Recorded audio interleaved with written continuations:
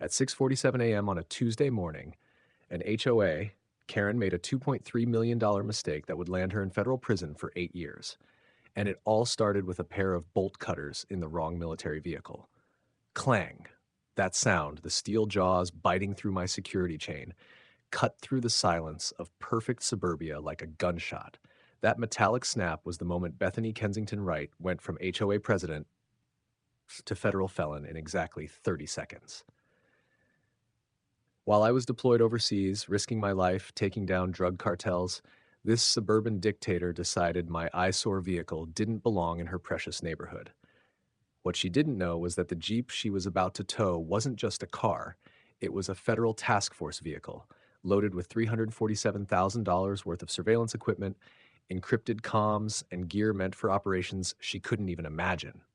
And I wasn't just some soldier, I was Special Agent Marcus Tank Rodriguez, U.S. Army Reserve MP and federal agent specializing in dismantling organized crime. Bethany thought she was enforcing HOA way rules. She was, in reality, about to commit multiple federal crimes. What would you do if some power-hungry HOA tyrant decided to mess with your property while you were serving overseas? Because for me, this wasn't just personal, it was war. 3 months earlier, I inherited my grandmother's house. Thought it was a blessing.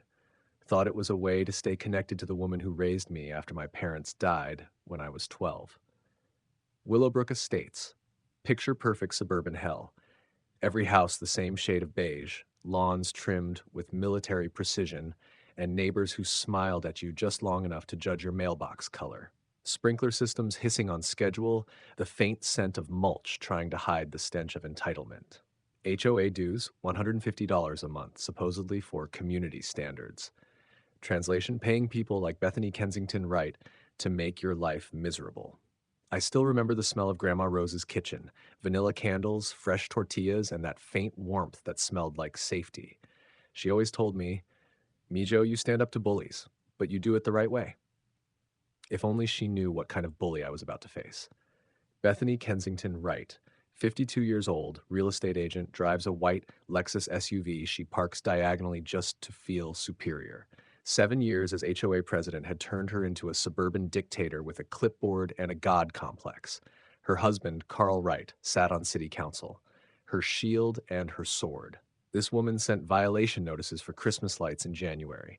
So when my government-issued Jeep Wrangler, clearly marked with federal decals, was labeled a commercial vehicle, I knew something was off. 2 weeks into deployment, an email hits my inbox. Violation notice, unauthorized commercial vehicle storage. Bethany had decided that my task force Jeep, a federal law enforcement vehicle, was against community standards. She quoted a vague clause about work vehicles prohibited in residential driveways. Here's what she didn't know, that Jeep was classified federal property. Moving it without authorization wasn't a fine, it was a felony, and she was about to find that out the hard way. While I was sweating under desert sun, dodging bullets and tracking cartel convoys, my sister Maya was back home, doing her best to hold down the fort. Maya's a middle school teacher, kind, gentle, believes rules are meant to protect people, not punish them. She drove over to talk to Bethany, showed her my deployment papers, even offered to cover the Jeep with a tarp. But Bethany didn't care. Rules were rules, she snapped, eyes cold as the metal ruler she used to measure grass height. If your brother can't follow community standards, maybe this neighborhood isn't right for your family. That was the moment it stopped being about grass or cars. It became personal. That night, Maya called me in tears. Her voice trembled through the static of a satellite phone, the sound of old floorboards creaking under her feet in Grandma's kitchen. Tank, she threatened to put a lien on the house. She said Carl knows people at the school district, that supporting me could hurt my job. That one sentence changed everything. Bethany wasn't just enforcing rules, she was targeting military families. Maya started noticing a pattern. The Johnsons' Marine family cited for excessive motorcycle noise. The Martinez's Navy family fined for unprofessional garden decor. Every violation, military related. But when Maya dug deeper, she found the truth buried in the original HOA bylaws Grandma Rose had signed back in 1987. Military and government vehicles were specifically exempt. Bethany was fabricating violations, inventing rules out of thin air. counting on fear and ignorance to keep people silent. And it had worked. The community whispered behind fences. No one spoke publicly. Bethany had built her own little kingdom of fear, protected by Carl's political connections, but she made one fatal mistake. She targeted the wrong family. Fayork. The next move came fast. A registered letter landed in Maya's mailbox. Immediate vehicle removal or emergency towing within 24 hours. No grace period, no negotiation. The letter was even carbon copied to Carl's office and the local police, using official sounding language about public safety violations. Pure fiction. But intimidation wrapped in bureaucracy looks official enough to scare anyone. When Maya called me, her voice shook. Tank, there's a tow truck circling the block. The driver keeps looking at your Jeep like he's waiting for a signal. That's when I snapped. I called JAG, Judge Advocate General, military lawyers who eat people like Bethany for breakfast. Staff Sergeant Patricia Williams reviewed my file. Her expression went from curious to furious. Rodriguez, she said, this woman just threatened to steal federal property. That's not an HOA violation. That's a felony. And that's when we activated the Service Members Civil Relief Act, a law designed to protect deployed military from exactly this kind of harassment. Only this wasn't just a civil violation anymore. Bethany had crossed into federal territory. But Maya's next discovery changed everything. Buried in the HOA meeting notes from 2019, handwritten by Bethany herself, was a letter to the City Planning Commission. It recommended against allowing military housing programs in Willowbrook Estates because transient military populations don't maintain long-term community investment standards. Translation? She'd been trying to keep military families out for years. Maya's hands shook as she held the paper. Tank, she's been targeting every military family that moves here. The Hendersons, the Washingtons, the Lanes. Every single one had been fined, harassed, or intimidated. This wasn't about property values. It was organized discrimination with political protection. Carl had a development deal on the horizon, luxury condos requiring zoning approval. Military families with work vehicles and unpredictable schedules didn't fit the exclusive community image. Maya did what any teacher would do. She organized, started collecting evidence, letters, photos, violations, timestamps. She didn't realize it yet, but she was building a federal discrimination case. Bethany must have sensed something because she escalated again. The next day, she showed up at Grandma's property herself, clipboard in hand, heels clicking on the driveway like gunfire. Maya recorded the whole thing from the kitchen window. Bethany measured the grass, photographed the Jeep from every angle, even walked up to the porch like she owned the place. Your brother's service doesn't excuse community non-compliance, she said coldly. Perhaps your family should consider whether this neighborhood is appropriate for your lifestyle. Code words. For we don't want your kind here. That was the moment I stopped reacting and started fighting back. I remotely activated the Jeep's GPS and internal security systems. Within hours, the logs showed Bethany had trespassed on my property 17 times in 3 days. 17. She wasn't just taking photos, she was photographing federal surveillance tech. That's not HOA enforcement, that's espionage. When I sent the footage to my task force supervisor, Captain Sarah Chen, she didn't hesitate. Rodriguez, she said, how fast do you want me to make this woman's life complicated? I could practically hear the smirk in her voice. But Bethany wasn't done. 3 days later, she hired a private firm, Exec Safe Security. 2 guards in a white SUV with community patrol plastered across the sides started circling the neighborhood every hour. Their job? Document ongoing violations. Their real job? Intimidate. They parked across from Grandma's house, photographing my Jeep at all hours, pretending they were keeping the neighborhood safe. But what they told the neighbors, that's what broke me. Maya called again. Her voice cracked through the static. Tank, they're saying your vehicle is a threat.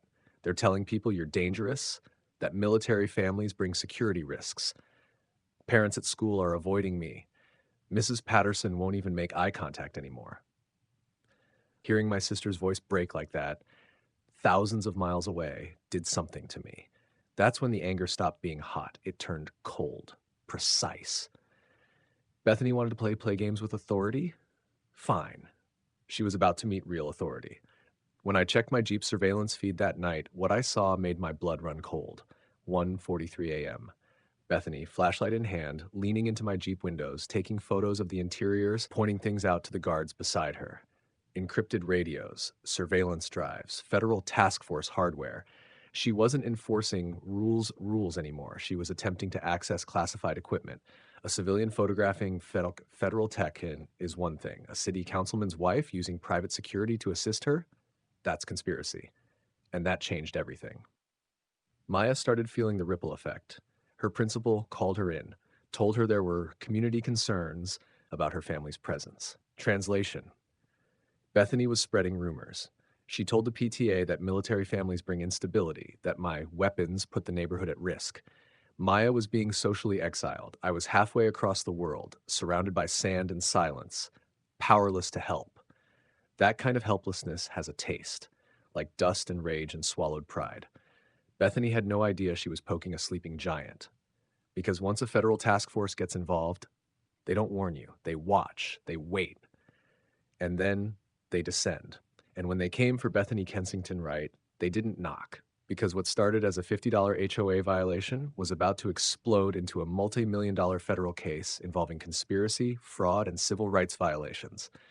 And trust me, that was just the beginning. Because what we found next was darker than anyone in Willowbrook Estates could have imagined. To be continued. At exactly 6:47 a.m. on a Tuesday, the sound that changed everything rang out. Clang, clang, clang. The bite of bolt cutters cutting through a steel chain echoed like gunfire through the manicured calm of suburban America. That was the moment a self-appointed suburban queen named Kensington Wright crossed a line she could never uncross, the line between petty HOA tyranny and federal crime. Through my sister's shaking phone camera halfway across the world, I watched in real time as a woman in a floral bathrobe committed 3 federal felonies before she even finished her morning coffee. My name is Marcus Tank Rodriguez, Army Reserve MP and member of a federal drug task force. While I was deployed overseas taking down cartels, neighborhood dictator decided my Jeep, a government-issued surveillance vehicle loaded with classified tech, was an eyesore. She thought she was enforcing community standards. What she really did was trigger a national security alert. It started with fear. My sister Maya, a middle school teacher with a heart too kind for this world, was just trying to keep things together while I was gone. She'd already endured weeks of harassment, bogus fines, intimidation, threats. But that morning, things went from harassment to terror. "Ma'am, we need to discuss your brother's military activities," a security guard told her, stepping into her path in the grocery store parking lot. His tone wasn't concern, it was accusation. "That vehicle contains equipment that could pose risk to community safety," he said. Imagine hearing that. Your deployed brother's service turned into a threat. Maya, bless her teacher instincts, hit record on her phone. "Are you suggesting my brother, who's serving this country, is a danger to American families?" she asked, her voice calm but trembling. The guard stepped closer, invading her space. "Military personnel sometimes bring home problems," he said coldly. "PTSD, weapons, surveillance equipment, we're just ensuring community safety. They weren't just targeting my Jeep. They were building a narrative, painting me as unstable, dangerous. The classic weaponization of fear. Military discrimination wrapped in suburban politeness. But Maya's recording caught the key line that would destroy them. The guard admitting they were investigating surveillance equipment inside a federal law enforcement vehicle. That wasn't just harassment, that was espionage. My counterpunch came swift and quiet. Captain Sarah Chen, my task force supervisor, a woman who didn't know the meaning of half measure, contacted the Federal Licensing Bureau overseeing private security operations. Within hours, ExecSafe Security's license was suspended. Their guards vanished overnight. Bethany's reaction? Pure panic. She started filing emergency complaints to every agency that would pick up a phone: police, fire, code enforcement, even animal control. Anything to make herself look legitimate. But all she really did was create a paper trail of paranoia and power abuse that would hang her later. The war she started in a cul-de-sac was now on federal radar, and then she detonated her own life. 6:47 a.m. Tuesday morning, Maya's security camera caught it all. Clang. The bolt cutters bit through my Jeep's security chain. Clang, another snap. Clang, the third, and the alarm triggered. "Tank, she's cutting your locks!" Maya screamed through a shaky video call, her breath ragged. "She's got bolt cutters and a tow truck. She's stealing your Jeep right now." Half a world away, sand still in my teeth, I watched a woman unravel her entire life on camera. Bethany, hair frizzed, barefoot in her bathrobe, shouting orders like a deranged general. She'd hired a discount towing company, paid in cash, no paperwork. "Load it up," she screamed. "This is community property now." The tow truck driver took one look at the government decals, Federal Task Force Do Not Tow, and started backing away like he'd just seen a live grenade. "Lady, this is federal property," he said, hands raised. "I'm not touching this for any amount of money." "It's abandoned," she shrieked. "I'm the HOA president. I have legal authority." That sentence, caught on 3 cameras and a live feed to a government database, became Exhibit A in the case that would end her freedom. The moment she cut that chain, an invisible system came alive. My Jeep wasn't a normal vehicle. It was a mobile surveillance unit. The second those locks snapped, it triggered Homeland Security's classified alert protocol, GPS tracking, cameras, automatic data upload to federal servers. In less than 2 minutes, a silent chain reaction lit up across 3 states. By 7:02 a.m., federal marshals were on the way to Willowbrook Estates. But Bethany wasn't done destroying herself. Oh no. When the tow truck refused and drove off, she grabbed new gate keys, changed the entire neighborhood's gate locks, and screamed, "If he wants his military toy back, he can follow proper HOA procedures." She had just blocked federal access to government property. That's not civil disobedience. That's obstruction of justice. And that's when Willowbrook snapped. Mrs. Patterson, 82 years old, lived across the street, watched from her window. Her 2 sons, both veterans, were buried under flags at Arlington. She wasn't about to let another service family be humiliated on her street. She called every neighbor she knew. Within an hour, dozens of residents gathered in Grandma Rose's driveway, forming a human wall around the Jeep. "This stops right here. Right now," said Tom Henderson, a Vietnam vet with a spine of steel. "You want that boy's vehicle, you go through 30 American veterans first." By 10 a.m., the cul-de-sac was filled with flags, coffee, and defiance. Maya's trembling voice over the phone cracked with emotion. "Tank, you should see this. They're all here. The whole neighborhood. Mrs. Chen brought muffins. Mr. Henderson's holding the flag. They're not leaving." It was no longer about an HOA. It was about community standing against corruption. Bethany's next move, pure desperation. She called police, claimed veterans were forming armed militias. She called fire, said the Jeep contained explosives. She called code enforcement, said the crowd was an unauthorized assembly. She even called animal control, claiming support dogs were aggressive security animals. Each call was a false federal report, each one another felony. And when federal marshals finally arrived, lights flashing, they found the gate locked. The entire community sealed off. Marshal Jennifer Torres, a woman who'd taken down cartel bosses, stepped out of her SUV. Her voice cut through the morning air. "Ma'am, you are obstructing federal agents investigating the theft of government property. Open this gate immediately, or you will be arrested." Bethany straightened, defiance burning in her eyes. "I don't recognize federal authority over private HOA property," she barked. "You have no jurisdiction here." Silence. Then the click of handcuffs. She'd just declared war on the United States government while wearing a bathrobe. When I finally touched down stateside 3 days later, the air tasted like freedom and vengeance. Maya met me at Grandma's house, eyes tired but blazing. The house smelled like stress and burnt coffee, not vanilla candles or fresh tortillas. The air felt heavier, filled with memories, fear, and something else. Resolve.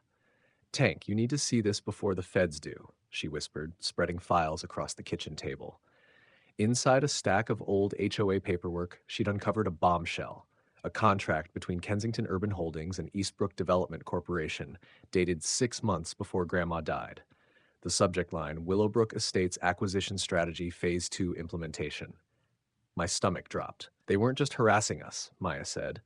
"They were clearing out military families to make room for a luxury condo project." I flipped through the pages. There it was, a target list.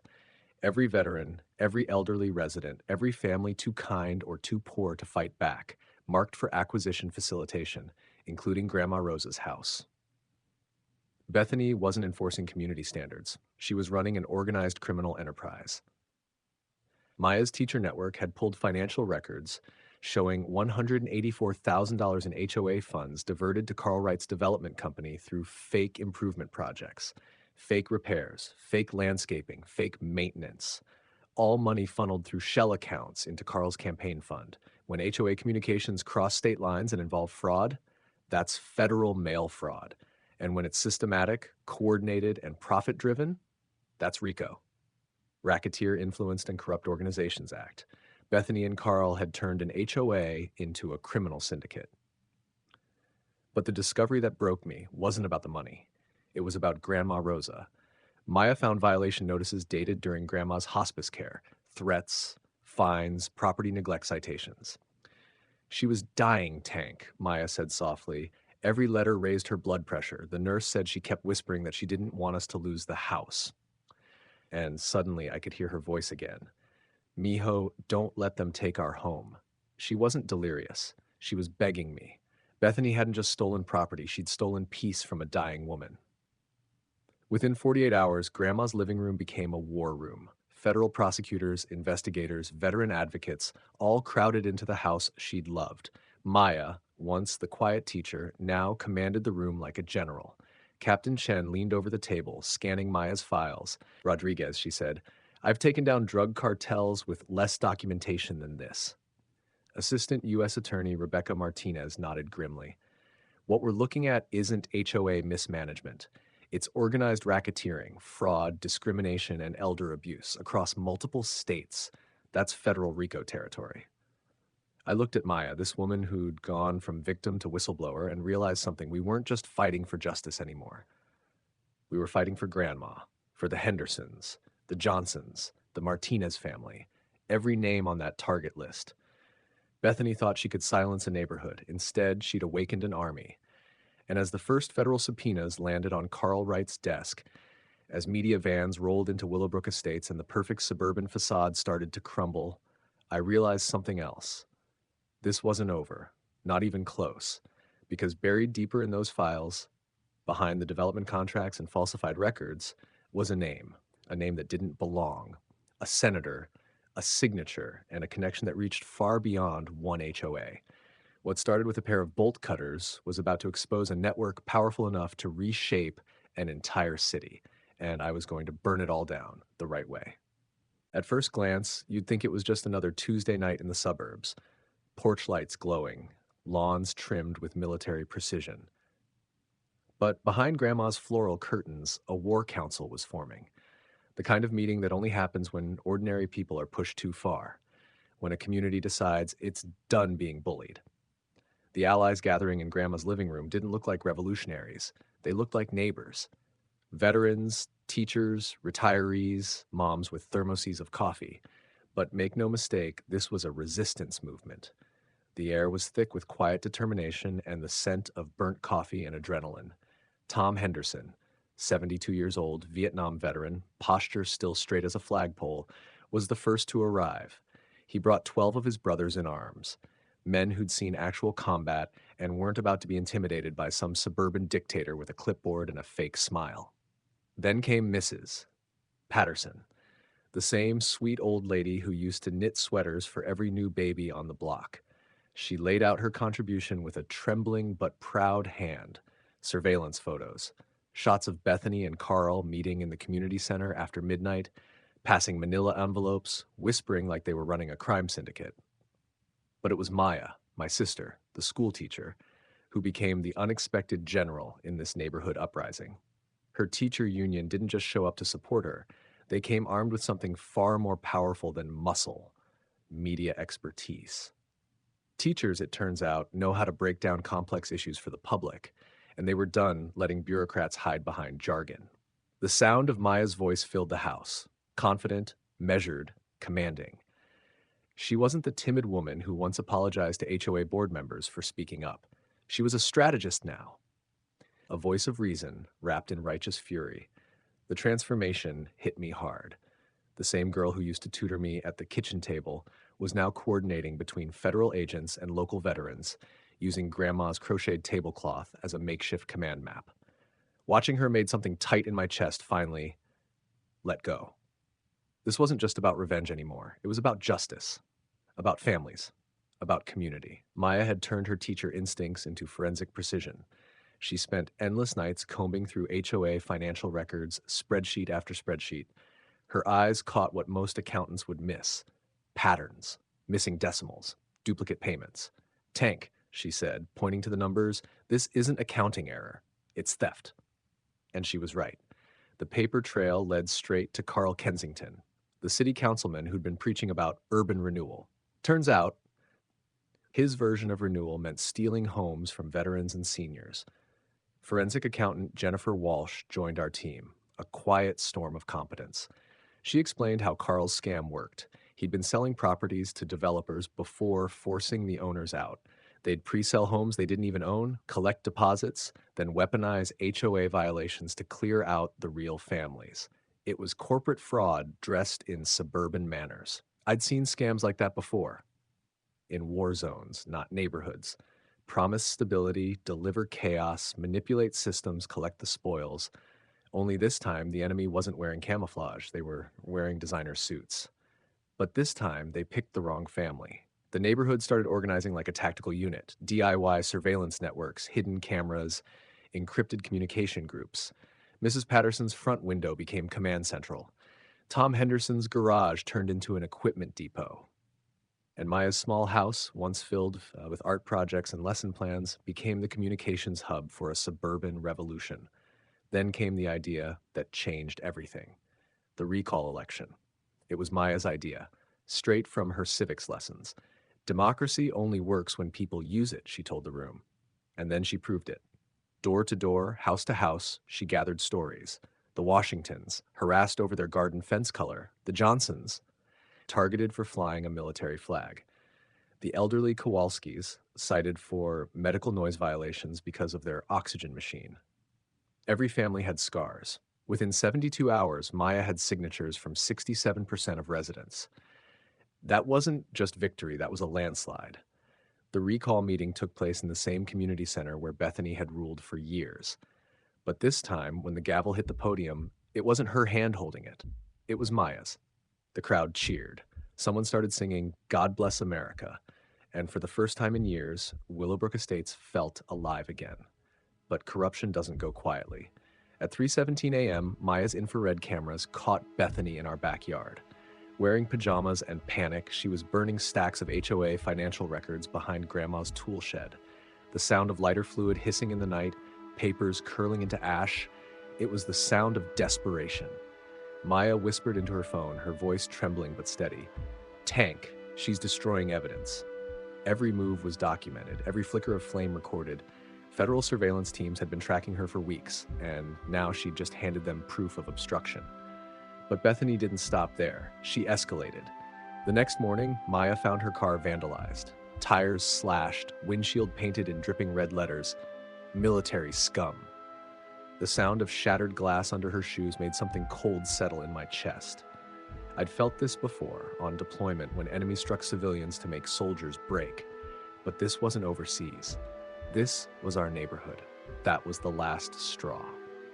I called Captain Chen. One call later, and Maya had a protective detail. Federal agents disguised as morning joggers and friendly dog walkers, eyes everywhere. Bethany's spies were now being watched by people with badges and clearances. And the neighbors? They fought back too. Tom Henderson organized veteran patrols. Combat boots on suburban pavement became the new soundtrack of Willowbrook nights. Mrs. Patterson baked cookies while assigning patrol shifts like a general. It was community defense, old school, American, unstoppable. Then the real bomb dropped. Maya found city council recordings of Carl pressuring the police chief to ignore complaints from military families. His voice smug and dripping with arrogance. These military people bring instability, their vehicles, their problems, they lower property values. That one sentence detonated a civil rights conspiracy case. But Carl wasn't done ruining himself. Bethany, now cornered and unraveling, made the dumbest move imaginable. She tried to bribe my sister, $50,000, cash, hand-delivered in a grocery store parking lot. "You deserve better neighborhoods anyway," Bethany said, perfume thick enough to choke on. Maya, of course, had her phone recording the entire thing. Federal agents were already watching. Attempted witness bribery, five years minimum. But Bethany's arrogance had no limits. She tried bribing federal agents next. She actually believed everyone had a price, even the United States government. Federal agents don't negotiate with criminals, they document them. Every word, every dollar. Another nail in her legal coffin. Meanwhile, Carl's empire started crumbling. The mayor distanced himself, the press turned, investors fled, his development firm's stock crashed overnight. Watching him sweat through press conferences, hiding behind rehearsed statements was poetic justice in real time. But then came the threats. Maya started getting anonymous voicemails, notes under her windshield, distorted voices whispering warnings. Accidents happen. Her voice cracked on the phone that night. Tank, they're trying to scare me. Not anymore. Threatening a federal witness is terrorism under the law. And every message, every note, every disguised voice was traceable. The FBI's Digital Forensics Division started mapping the network behind those threats. What they found changed everything. Bethany's final, desperate move was to destroy Maya's reputation. She went nuclear, launching a full-blown media smear campaign. Suddenly, anonymous complaints flooded Maya's school district. Claims that she was radicalizing students with anti-government propaganda, that she was unfit to teach. Maya called me from her empty classroom. Tank, they're trying to fire me. Her voice shook. The sound of papers rustling, the lesson plans she'd written with love, now weapons being used against her. Bethany had hired a PR firm, Morrison and Associates, the same people who clean after corrupt politicians. Their goal was clear: paint my sister as an unhinged, dangerous woman connected to unstable military influences. But propaganda only works when the truth stays hidden, and Maya had receipts. Every message, every email, every lie, documented, time-stamped, cross-referenced. That's when we uncovered the darkest layer of all. Bethany wasn't acting alone. She'd been working with HOA boards in 3 different states, coordinating policies to manage military family disruptions. They were creating model bylaws to target veterans nationwide. This wasn't just harassment anymore. It was a national conspiracy, discrimination disguised as community governance, and that made it federal organized crime. Maya's counterattack hit like a thunderclap.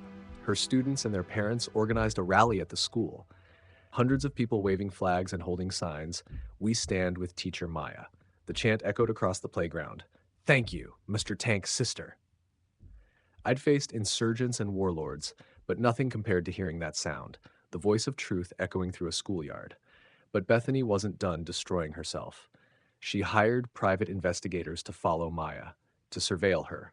They tracked her to school, the grocery store, even her morning jogs. Cameras clicked from the shadows, and when Maya took her car for an inspection, she found 3 listening devices hidden inside. Federal agents traced them to Morrison and Associates, purchased with HOA funds. That crossed every line. Under the Wiretap Act, unauthorized surveillance carries 20-year sentences. But when it targets a federal witness under protection, it becomes a Homeland Security case. Captain Chen made the call. The FBI's Counterintelligence Division took over. Bethany's suburban dictatorship was now classified as domestic terrorism. The agents who showed up didn't wear neighborhood smiles or carry clipboards. They were trained to hunt spies. And now their target was Bethany Kensington Wright. The same woman who once bragged about enforcing HOA lawn standards was about to learn what it meant to violate federal law. But even then, even cornered, she had no idea how deep the investigation went. Because while she was burning papers and filing false reports, the real evidence, the digital records, the hidden cameras, the intercepted communications, were building something bigger, something she couldn't escape. And as the net closed around her empire of lies, one thing became clear. This wasn't just a neighborhood feud anymore. It was the unraveling of a national conspiracy hiding behind white picket fences and HOA bylaws. And the best part? Bethany still thought she was winning. It started with a story so outrageous, so unbelievable, that the entire nation stopped scrolling to listen. A suburban HOA war that spiraled out of control until it triggered a federal investigation. What began as one teacher standing up to a bully would explode into a nationwide movement, one that exposed corruption, discrimination, and the kind of arrogance that only ends in handcuffs. This is the story of how justice finally came home to the suburbs. The morning it hit national headlines, you could feel the electricity in the air. Reporters lined up outside Willowbrook Estates, the so-called perfect neighborhood that was now ground zero for the biggest HOA scandal in American history. Maya Rodriguez's story had reached military advocacy networks, and within hours, congressional representatives were demanding answers about systematic discrimination against service families. The smell of national attention was like gasoline poured over everything Bethany Kensington Wright had spent years building. Her carefully manicured suburban image, pristine lawns, pristine lives, was about to burn. Fox News called Maya. CNN wanted her live. The Military Times ran it front page, "Suburban Warfare Against Military Families." Carl Henderson's political career, it didn't just collapse, it died live on camera. During a city council meeting broadcast across the state, federal agents walked in mid-session. Cameras flashed, warrants unfolded, and Carl sat frozen in his leather chair as agents boxed up evidence that would later bury his career. The texture of humiliation was thick in the air, the kind that stains reputations forever. But then, Morrison and Associates, the same PR firm Bethany had hired to fix her image, made the fatal mistake. They released a so-called community safety report filled with fabricated statistics claiming that military families brought crime, domestic violence, and instability to suburban neighborhoods. Lies. Weaponized, profitable lies. And Maya saw red. Her teacher instincts, the same ones that caught cheating students, now locked onto a national target. "They didn't just attack me," she told me, her voice steady but burning with conviction. "They attacked every military family in America. Publishing false data to incite hate? That's not PR. That's a federal hate crime." And because Morrison and Associates coordinated that disinformation across 17 states, it became something far worse, racketeering under RICO statutes. Suddenly, the investigation wasn't just about Willowbrook. It was about an entire national network of corrupt HOAs discriminating against military families. Prosecutors started connecting the dots, and soon dozens of families came forward. Maya's methods, her documentation, her recordings, her meticulous logs, became the model for federal attorneys building one of the largest civil rights RICO cases in recent history. Emails flooded in from military spouses nationwide. Stories of harassment, of phony citations, of HOA presidents using intimidation to drive service families away. The sound of Maya's voice, once quiet and unsure, now carried across our house like a rallying cry. "They thought they were fighting one teacher," she said, standing in front of stacks of federal evidence, "but they declared war on every American family that serves this country." The reckoning wasn't just coming, it was already in motion. When the Willowbrook Community Center opened its doors for the emergency federal hearing, it looked more like a battlefield than a meeting. Every seat filled. Families shoulder to shoulder, cameras rolling, veterans in uniform lining the walls, the air thick with justice long overdue. Even the congressional representatives sat up front, taking notes for what would soon become landmark legislation. Then Bethany arrived, late, of course, her white Lexus cutting through the crowd like a ghost of arrogance past. Protesters lined the sidewalks, holding signs that read "Military Families Matter" and "Prosecute HOA Terrorists." The rhythmic chant of "Thank you for your service" followed her, but it wasn't for her. It was for Maya. Inside, Bethany strutted through the crowd with forced confidence, her designer perfume unable to mask the stench of fear. Behind her, Carl shuffled like a man already halfway to prison. Every camera lens turned, waiting. Maya stepped up to the podium, and when she spoke, the room fell silent. "For 5 years," she began, voice steady, powerful, "these people used their positions to wage war on military families. They fabricated rules, embezzled community funds, and turned our neighborhoods into battlegrounds of discrimination." The crowd erupted. Applause thundered through the hall, so loud the ceiling lights rattled. Then came federal prosecutor Rebecca Martinez. She stepped forward with a cart of evidence boxes marked US v. Kensington Wright. Each one represented months of forensic investigation. Her tone was surgical, lethal in its precision. "The United States government has compiled overwhelming evidence," she announced, "of criminal conspiracy, civil rights violations, embezzlement, witness intimidation, and obstruction of federal justice." Every sentence landed like a hammer. Every count another nail in the coffin of suburban corruption. Tom Henderson, the old Vietnam vet who'd helped us from the beginning, stepped forward next. His voice trembled, but his words hit with the power of a lifetime of service.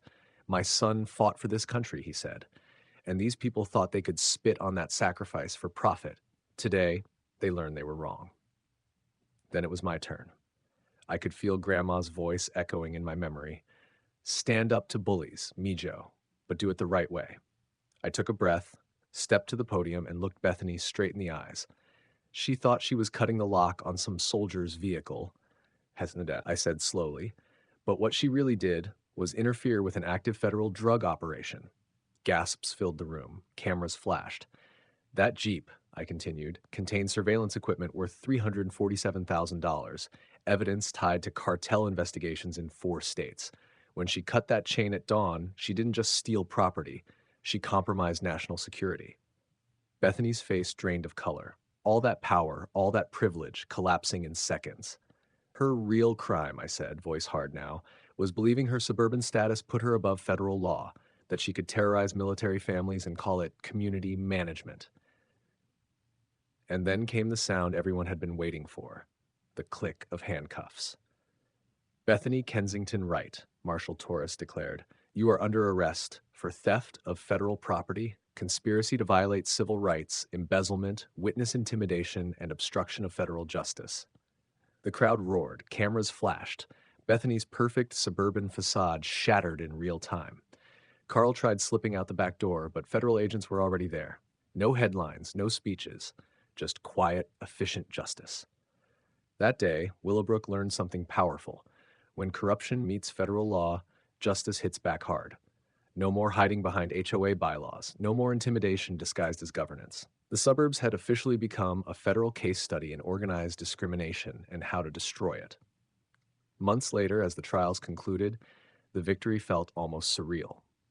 Maya, once a teacher just trying to protect her home, was now a national advocate for military families. She testified before Congress, helped draft new legislation, and redefined what accountability looked like in America's neighborhoods.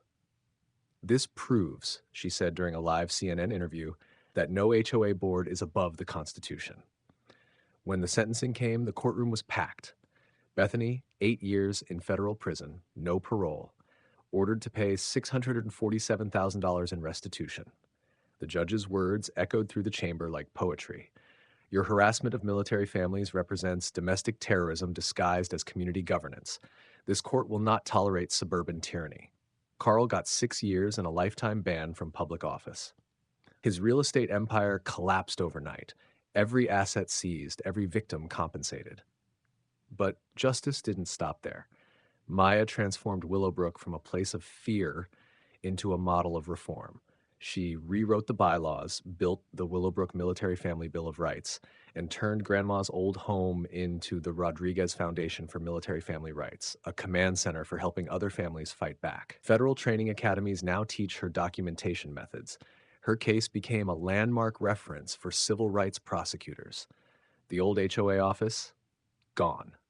In its place stands Veterans Memorial Park, built on the seized property of Bethany's former home. Kids play on swings where corruption once ruled. Their laughter fills the air that used to choke with fear. Every corner of Willowbrook now tells a story, not of control, but of community reborn through courage. The Tank Rodriguez Act, named after our family, now ensures federal oversight for all HOAs dealing with military families. It mandates financial transparency and criminal penalties for harassment or discrimination. Our fight didn't just fix one neighborhood, it rewrote federal law. Across the nation, more than 400 similar cases were exposed. Thousands of military families freed from harassment. Property values in Willowbrook soared 31%. Justice, it turns out, is good for business. Maya eventually married David Chen, Captain Sarah Chen's brother, a Navy veteran who moved to Willowbrook because he believed in what we built. Their wedding reception took place in the same community center where Bethany was arrested. I married Elena Martinez, the federal prosecutor who'd helped dismantle the corruption. Together, we live next door to Grandma's old house, now mission control for something far bigger than we ever imagined. And every morning when I walk outside, I see the American flag flying over a neighborhood where veterans are honored, not harassed, where children grow up knowing that courage, integrity, and community still mean something. Because this isn't just about one neighborhood, it's about every community where corruption hides behind fences and bylaws. It's about ordinary people discovering that they have extraordinary power when they organize, when they document, when they refuse to be silent. The battle for Willowbrook may be over, but across the country, other neighborhoods are starting to whisper the same question: who's next?